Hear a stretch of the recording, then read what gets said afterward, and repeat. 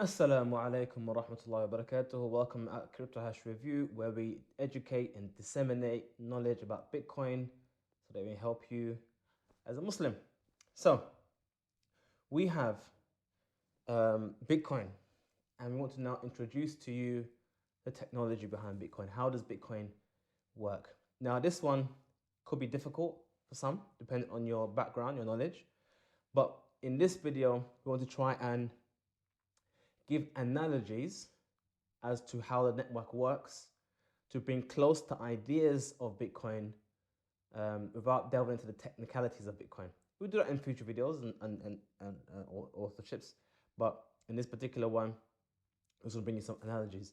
So first and foremost, we have two main ideas, technologies behind Bitcoin. And these are all technologies or ideas, you could say, which are old. As old as money itself. But it has been repackaged, redesigned, and implemented in a tech way. So the first one deals with the topic of where do you store your wealth? Now you have money, where do you put it? How do you secure your money? That's the first and most important thing. If you have money, where are you going to put it? If I have gold, I'll put it into a chest. If I have coins, I'll put it into my pocket. If I have, I don't know, diamonds, I might encase it in some kind, whatever case may be. I need to put my wealth somewhere. So how would I do so? With Bitcoin. And the second question is, when I make a transaction, how do I do so in a manner that doesn't require trust, you could say? Now, historically speaking, you can almost say that using items, like for example, using a gold coin, is essentially kind of a trustless system. I mean, it's not trustless because you trust that the coin is actually gold. So there is a kind of trust in that. But trustless in the sense that you don't need to trust the individual, that he's honest. He could be a liar, he could be a thief. But if gold is gold, it's gold. You verified that the transaction has taken place by the fact that this thing is the thing you think it is.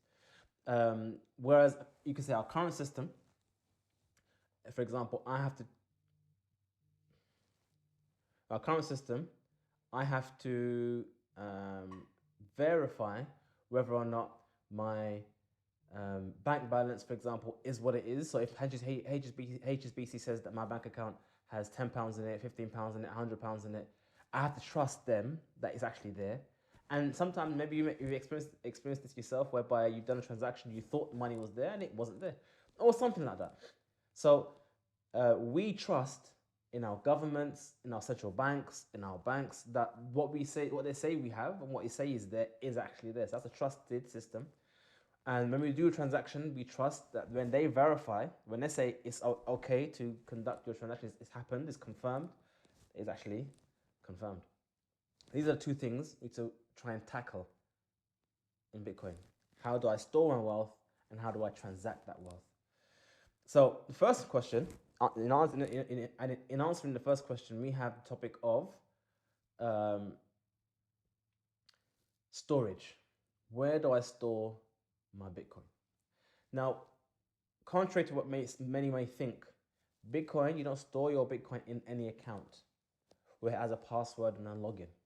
It's not anyone's database. It's not anyone's systems. It's not in any centralized location. Bitcoin exists on a number. That's it.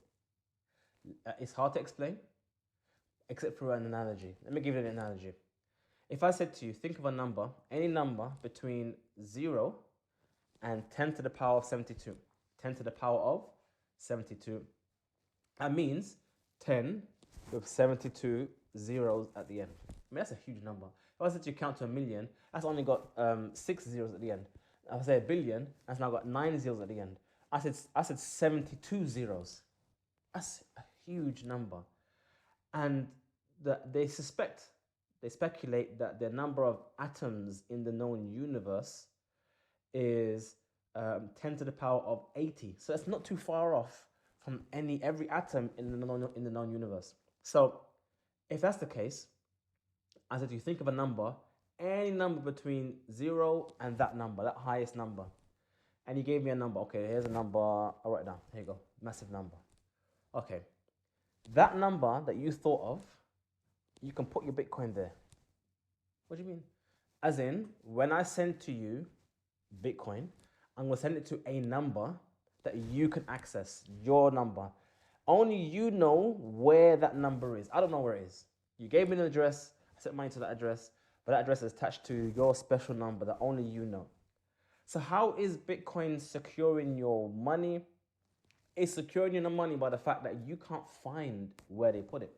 So it's almost like the analogy comes now is that imagine I gave you a treasure trove, a chest of gold, and I said to you, go and hide this anywhere on planet Earth. If you said to me, yeah, hiding gold, like digging a hole and putting this gold into a hole anywhere on planet Earth is secure enough to secure your gold. If you say that's secure enough, imagine I said, okay, now rather than planet Earth, you can do Earth, Mars, Venus, Mercury. You can hide any one of those planets. Is that secure enough? Wow, that's really secure. Now imagine I said you can put your gold and in any atom in the known universe, all these billions of stars that we see here that probably have billions of planets around all of them, collectively, obviously. I said you could put your gold in any one of those planets. What's the likelihood of me stumbling across that particular atom on that particular planet, on that particular star, in that particular galaxy in the known universe? What's the likelihood of that happening? It's effectively impossible. It's effectively impossible to stumble across your loot.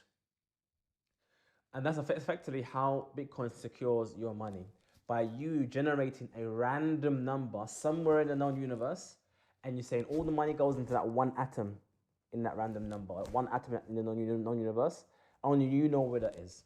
Just like if you put your gold in a place and you made a little map and you said X marks the spot, like in the olden days with the pirates, that's just the same kind of principle. But rather than storing your money in a location, you're storing your money in a number that only you know. And that's why, as Bitcoin, if you hold Bitcoin, you need to look after that number, because someone else finds that number, just like if someone else finds your treasure map, as in a map to where your treasure is hidden. If they find your treasure map, they can find your Bitcoin. So the risks, you could say, is not in the system. The risk could actually be you. The greater risk of losing your Bitcoin will be you. Either one, you allowing someone else, malicious, to find your money by you misplacing it somewhere, or more commonly, I should say, you losing where you put it. So that's where you kind of become your own bank. The whole phrase attached to the Bitcoin sphere is you become your own bank. You are now responsible for looking after your Bitcoin. So that's essentially the first part of the system. Where do you store your money? You essentially store your money in a number, or in other words, in an atom, any atom in the known universe. Next video, we're going to talk about how do I now transact? How do I verify and get this transaction from me to another person? How do I get that verified in the network, in the Bitcoin system? Inshallah, we look forward to describing that to you in our next video. Like, subscribe, press the bell button if you wish, and join our mailing list if you want to find out more information about our services and about our other blogs and articles we write on the topic. If you want to give us a shout, you can find our contact details on our website, cryptohashreview.com. Assalamu alaikum wa rahmatullahi wa barakatuhu.